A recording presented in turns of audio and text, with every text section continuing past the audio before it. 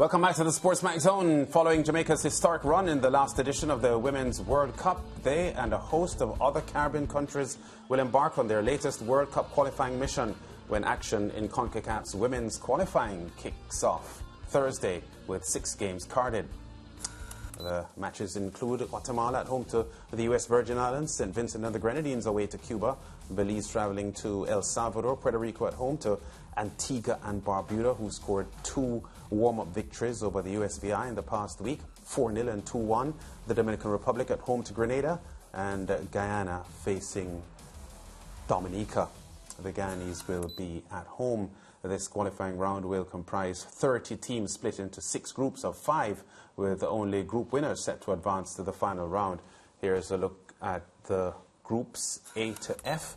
Group A has Anguilla, Antigua and Barbuda, Mexico, Puerto Rico and Suriname. Group B will feature Costa Rica, Curacao, Guatemala, St. Kitts and Nevis and the U.S. Virgin Islands. In Group C we have Bermuda, the Cayman Islands, the Dominican Republic, Grenada and Jamaica. Group D has Aruba, Barbados, Belize, El Salvador and Panama. Group E has the British Virgin Islands, Cuba, Haiti, Honduras and St. Vincent and the Grenadines. And Group F has Dominica, Guyana, Nicaragua, Trinidad and Tobago and the Turks and Caicos Islands. The Reggae Girls are the #1 ranked Caribbean Football Union team. They'll be in action on Thursday as they entertain Bermuda at the National Stadium in Kingston, Jamaica, where the government has made provision for a maximum 2,500 fans. T&T will be at home to Nicaragua. Joining us now to discuss the chances of the Trinidad and Tobago women's team is former English Premier League player with Sunderland, Southampton and Stoke City, a national striker and captain, and also a World Cup player in 2006, Kenwyne Jones. Kenwyne's currently serving as head coach of the T&T women's team. Kenwyne, welcome to the SportsMax Zone. Great to have you on, sir. Oh, thank you for having me. Pleasant good evening to all your viewers at this present time. Yeah, just before we start, though, I remember in your playing days in England when you were with Sunderland and Southampton and Stoke, there were a lot of stories coming through that you were a target of Liverpool. Was that so, and how close did the Liverpool team get to you? Those stories were quite true. They weren't just rumors. I came to go into Liverpool twice. One time in 2008, but unfortunately I got injured in an exhibition match against England in Port of Spain. Yes. And then in 2010, I was almost across the line to go Liverpool in January of 2010, but for some strange reasons, it didn't come off. Okay, well, your playing days, Kenwyne, are behind you now. Great to see that the Trinidad and Tobago Football Association has appointed you the coach of the T&T women's team. Before we talk about their chances against Nicaragua and beyond that, how have things been for you as a coach? To be quite honest, they have been going really, really well. I have a close bond with the staff that I'm involved with, a great working relationship with the association, and of course with the squad of players that I've seen over the last 4 or 5 months. Things have been, working pretty well. We're looking forward to the game on Thursday, and hopefully we will come out on the right end of the result. Yeah, the Caribbean teams that have been prominent in World Cup qualifying sometimes lean on a lot of overseas-based players. How much of your current squad is local-based, and how many do you have in your squad that actually play overseas? At this present time, within this squad that we've assembled, I think we have about 6 locally based players. The rest are from colleges in the States, and we have a couple that are, professional players, Mexico, Greece,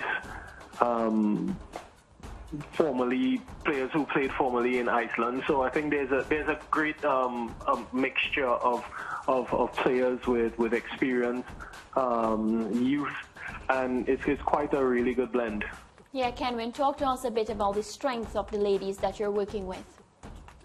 I think it's very promising. Like I said before, there's a fantastic blend of youth and experience. We're obviously going into a new cycle of World Cup qualification, and the way CONCACAF has, restructured the competition, I think it gives us a really good chance to qualify. Of course, we have to overcome, our first hurdle, which is Nicaragua on Thursday, and that is all our focus at this present time is on. But I do believe, that the quality in the squad is good enough. And these games that are coming, especially the first one at home, is the first stepping stone onto us doing big things in the future. Yeah, if we're looking at the group that you're drawn in, team for team, which would you say, based on experience and whatnot, would be the hardest hurdle to cross? Every single game. Our hardest game is going to be the game on Thursday, and depending on the result of that, the next harder game after that is the second one. You cannot underestimate any team that you're going up against, and we have to take it step by step. So at this present time, it's going to be Nicaragua, and we're preparing to do the job on the field. And like I said, hopefully we come out on the right end of the result. Yeah, well, that's an impressive way to look at it. I was very surprised when I saw the name Carlos Edwards as the assistant coach. He was also one of your teammates, the 2006 World Cup team. How has that been going, and what's really his role? How is he assisting you? Well, he's the assistant coach. He like my other assistant coach. We come up with the plan. We come up with the training structure. We analyze together. We do everything together. With Carlos, it makes it even easier for myself because I've not only known Carlos as a teammate professionally, I've also known him as a player. For the national team, he's always been my friend, and funny enough, even though we're quite a few years apart, we even went to school at the same time. Wow. So I've known him quite a long time, so our relationship is more than rock solid. And it's important to have people around you who understand the vision and the goal, and it would provide an environment for us to work seamlessly together. And I think the team as well has taken to him quite easily. And like I said, the atmosphere is fantastic at this present time, and hopefully that translates onto the pitch come Tuesday. Very happy to hear that. And also some good news. While I was on set, I got a press release saying that vaccinated fans will be allowed to look on at the ladies. No charge, which is even better. How excited and how welcoming are you of that decision? Yeah, when you look at it, I think it's a fantastic move by the association. We've been shut down from sports actively for quite a long time. Only the national programs were allowed to participate, and now things that have been opening up slowly. I think it's a good move by the FA, to have fans there coming for free. I think the capacity that they would have at the stadium would be about 10,000 people. So hopefully we can get that amount that will be behind the team and cheer them on to, hopefully a victory. Kenwyne, during the last World Cup qualifying cycle, Trinidad and Tobago, Jamaica and Cuba were the three Caribbean teams that advanced furthest towards qualifying, the Jamaicans in the end historically qualifying. How much have you studied what happened in the last cycle with regard to planning for a different result this time, by way of actually reaching the World Cup finals this time? I mean, you have to study a bit, but because of that last cycle and to now, players change, teams progress, some teams are weakened. So we can't really draw too much on what happened the last cycle. In this present cycle, we have quite a few new players, so we have to be able to form that chemistry of this new squad and hopefully give them the tools that will help them to grow step by step. Like I said, qualification does not depend on this one match, but obviously it is always great to get a good start because it gives the team confidence and it gives us the opportunity to help build and get stronger each step we go on. Yeah, I remember about 3 or 4 cycles ago, Trinidad and Tobago's women's team actually went very, very deep into qualification for the World Cup finals, but didn't quite make it.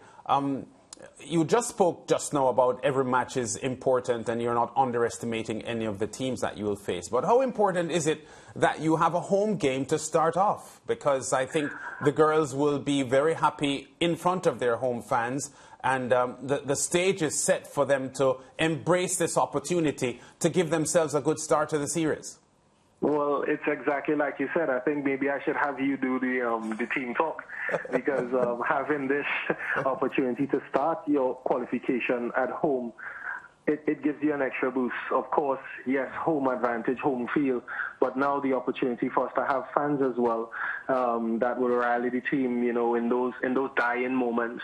It's going to give us a boost, and I know the team is looking forward to it. I am certainly looking forward to it, because I'm quietly confident that, you know, in the long term we are going to go one better. I just hope that with every step that we take we get stronger and prove my belief right. Yeah, and finally, do you feel any pressure, Kenwyne, with succeeding in this your first major coaching assignment? Absolutely not. I think I'm a realist. Because of my professional career, I understand that you win sometimes, you lose sometimes, but there's always a building process to happen. We've relied on a lot of older players, you know, in past qualification campaigns, and now there's a regeneration or recycling of players now, and you have younger players who are going to be exposed to this stage, and they are going to be on the platform for football for Trinidad and Tobago for the next 8 to 10 years. So it's a great stage for them. It's a great opportunity for them to show what they have and to continue to build and to get stronger, and also to lift the morale of not only the country but the young generation of female players that want to represent the senior team. Kenwyne, great talking to you here on the SportsMax Zone. Our first interview with you since you've become coach of the T&T women's team. We're wishing you from the SportsMax Zone all the best with your girls getting ready for CONCACAF World Cup qualifying. Thanks, man. Thank you very much. I appreciate you all.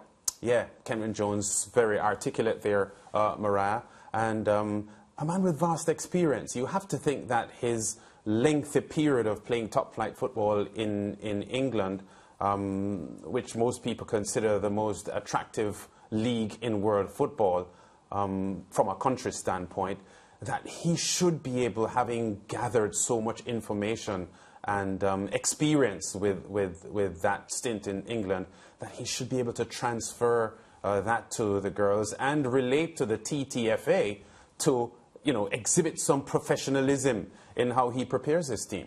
What I get from Kenwyne Jones, and I don't know him personally, I'm talking about interviews that I would have had with him, he commands a lot of respect.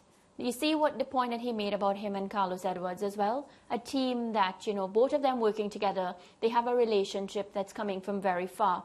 Lance, that is exactly the kind of dynamic that you need in order to lead a team to win. You can't have the organizers and the coaches and the assistant coach having problems with each other and everything.